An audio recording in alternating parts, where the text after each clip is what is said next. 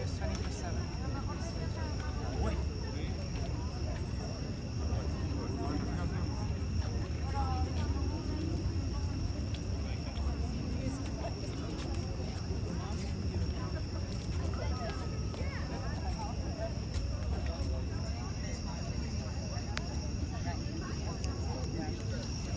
This is such a unique setting to be part of every day, or most days anyways. So please, much blessings from Washington, D.C. Check out this old video footage I have. Check out this old video footage I have. Much love from Washington, D.C. Prayers up and out to everybody. Yeah, but seriously, folks, if cannabis is legal in Washington, D.C., why isn't it legal nationwide? Figure that out. Figure that out. Like I said, if weed is legal in Washington, D.C., why is it illegal anywhere in the United States, let alone the world? Seriously. Seriously.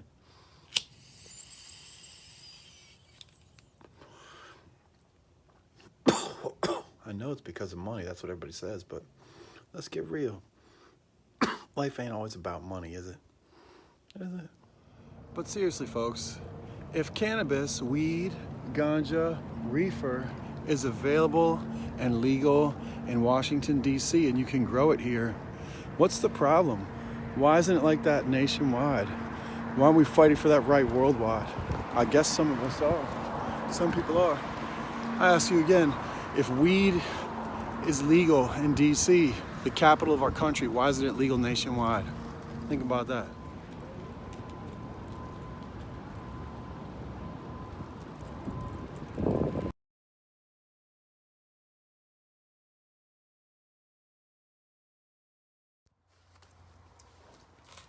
But seriously, folks, if cannabis is legal in Washington, D.C., why isn't it legal nationwide and really worldwide? We are the leaders in freedom and truth and justice. Well, I'd like to believe that.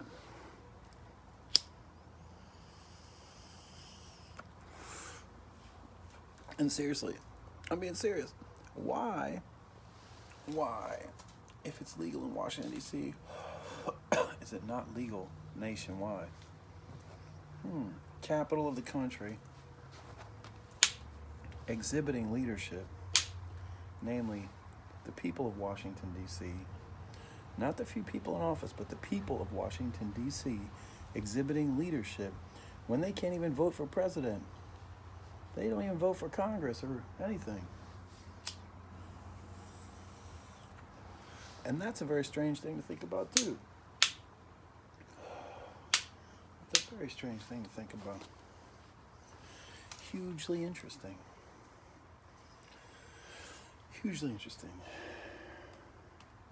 You know, years ago, I prayed and I prayed, and I told myself that I was going to help make a difference in the world. And I don't know that I've done very much actually yet. And, but I've done some things for some people, you know, on a small scale. And individual lives, helping individuals. On that level, I've helped a number of people, hundreds directly, thousands indirectly, or maybe directly by rules of separation. I don't know how that works, but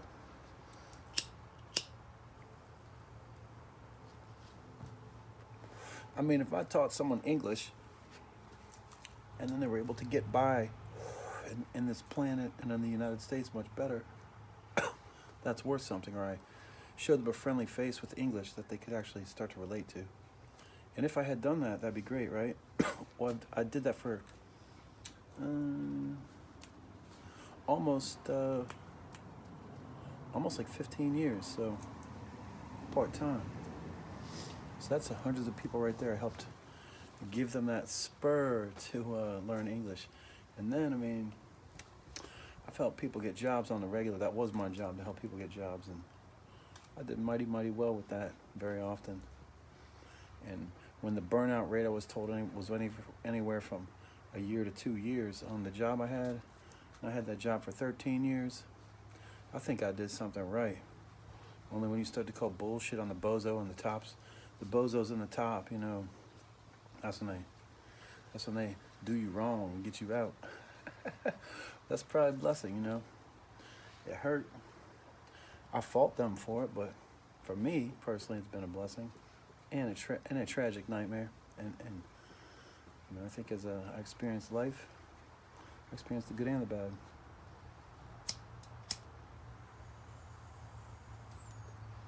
Like everybody experiences that, good and bad. Everybody experiences it. But the question is if something's bad and we can prevent it, but we still permit it to happen, then who are we as a civilization, as a world unity? We are one. Where are we as a planet if we have permitted any preventable suffering? You tell me. So, I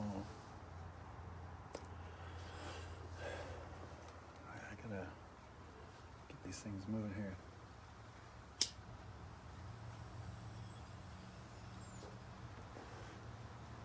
I've identified the things that make me happy, and I'll tell you what, though, skateboarding is one of the things that makes me happy, and I haven't skated in a number of days, so I'm gonna have to get my skate on today, exercise my body. You know, what do they say, your body's your temple? Well, care for your temple and those around you who are in your care, because when you let people give your family member poison that they call medicine, that person can no longer care for their own temple, and you're in their care. You're there and they're in your care. And you're in the doctor's care, and the doctors sometimes lie just to make that money. And they don't give a fuck if you get sick from the medicine they give you. So, you know, if there's a commercial for something and it says, hey, this could help you, and it's some dickhead with a smile, you know, looking great, and a few other great looking people looking great, and then you take that medication, but then in the little whispers in the commercial, go, and in some rare cases may cause stroke, paranoia, delusions, heart attack, and death. If a doctor gives that to you, are you kidding me? Are you kidding me if a doctor gives that to you? A doctor that gives you something that he knows can kill you in some instances, you know. Well, you know, language is language. Heroin can kill you in some instances too. So can Vicodin. I mean, what do you want to pick? So can morphine. And I'm guessing you can overdose on methadone. I would guess you can overdose on methadone. So, shit, I got this kind of jokes all the fucking day. All fucking day.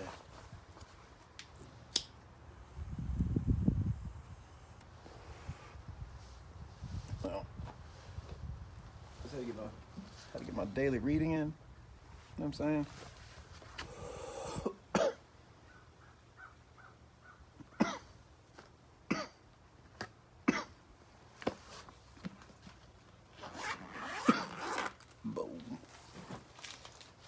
That's my smoke on. Get my day of a joke on. All right.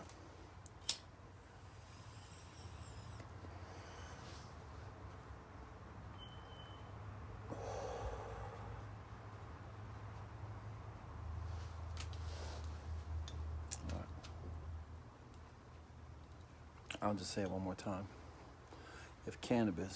If weed is legal in Washington, D.C., why is it not legal nationwide?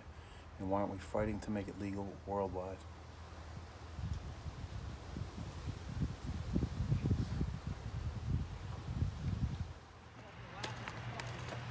Be nice, Jack. Fucking gang banger. Damn. Take your gang shit somewhere else.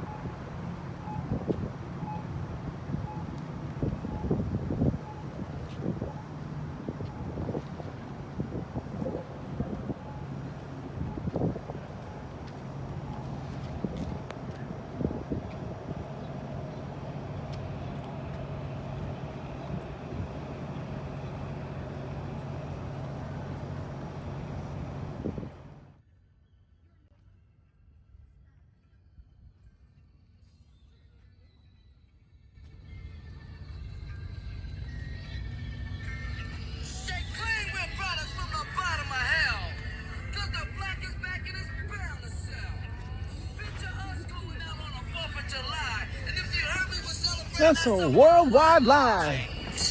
Chuck, what do they mean by suckers? Show 'em what you got. The stepchild. Terminator X-Lax.